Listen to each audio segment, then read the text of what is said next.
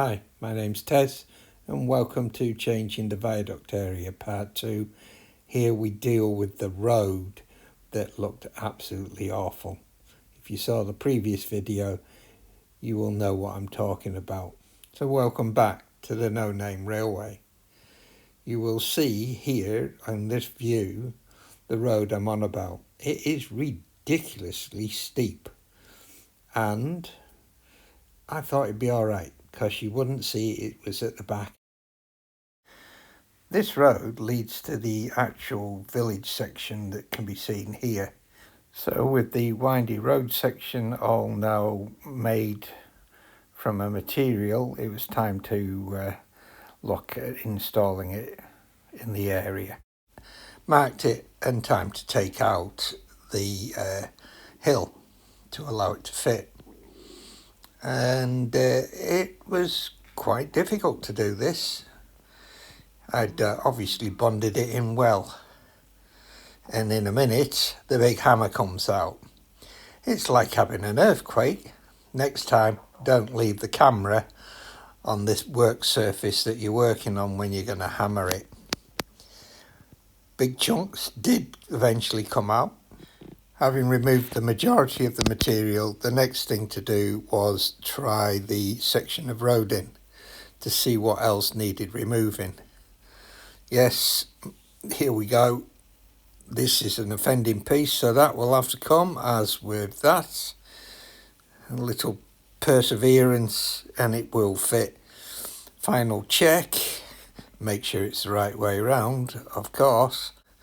The rock side removed, it's now time to start on the opposite side. Why? That might be the question you're asking right now. Why go to this length? Well, I like my trains to run through reasonably realistic countryside or town side. So with the final test fit happy, we can now start bonding it in with grab adhesive that's solvent free so it doesn't melt away the polystyrene underneath.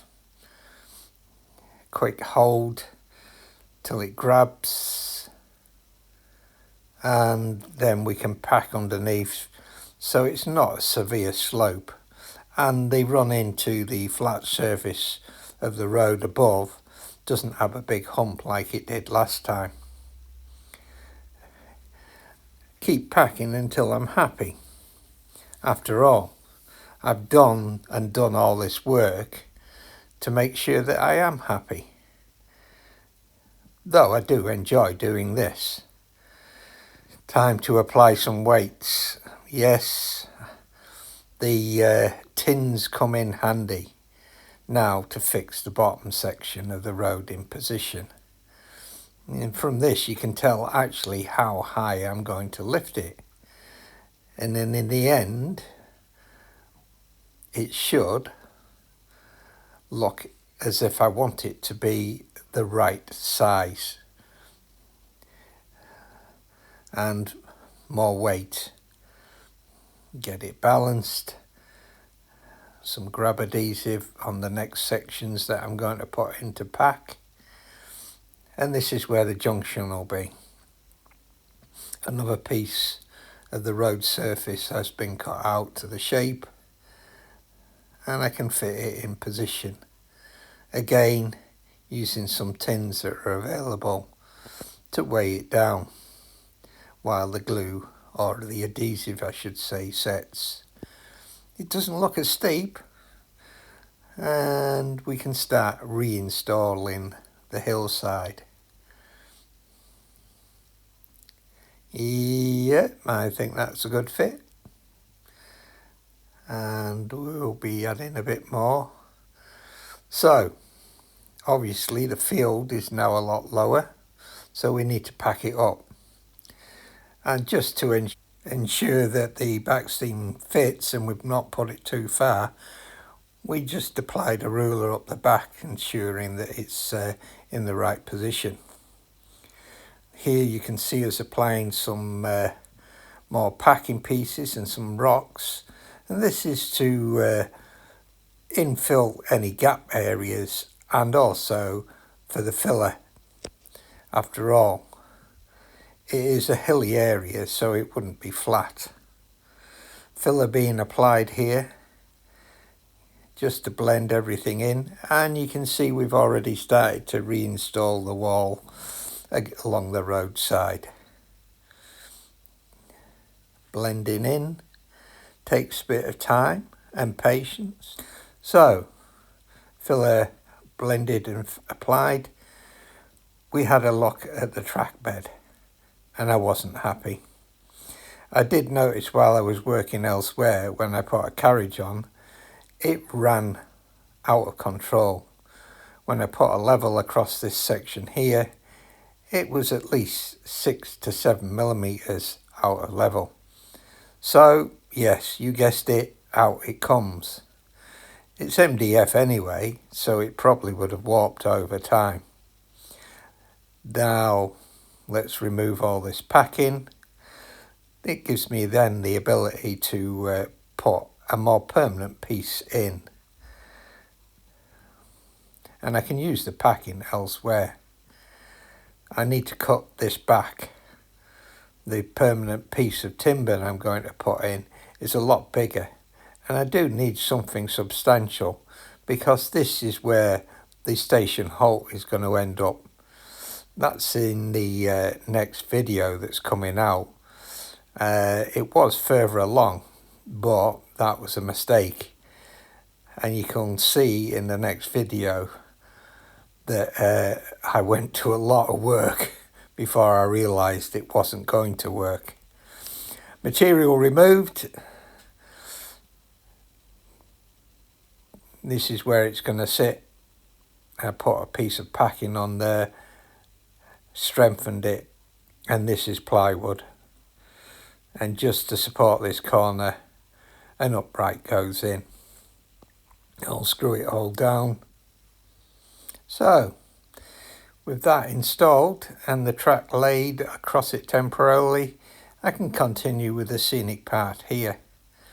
You can see me putting the glue on for the road surface, and then some glue and grass fibres for the edge.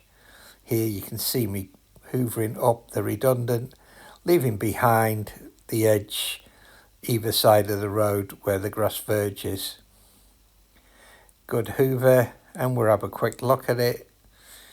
Not quite sure about this area. That bend looks a bit too severe, and there's a dip there. So I'll infill round here, and then I'll finish off the rock area just to see if that dip just disappear on the road. Final infill, and we'll start grassing this area. It will be 2 millimeters to start with, followed by 4 and 6 millimeters. While we've got the applicator out, we'll grass the whole area.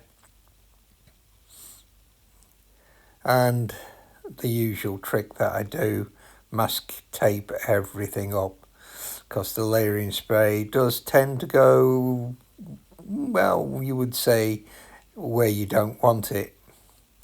You can see me using the layering spray with the piece of paper there to protect, and applying the static grass. And more static grass, and more static grass. And with that done, I can remove the masking tape so I can see what it looks like. And we're going down the road, and you might be thinking, well, why have we not taken the masking tape off the other bit? Bit of hairspray to hold it in position. Well, that's because this area here, where you can see the big gap appearing, isn't finished, and it's pointless taking the masking tape off to end up doing it all again. Yes, you guessed it, that dip really annoyed me. So some filler, blend it all in, get rid of that dip so it's more of a smooth transition.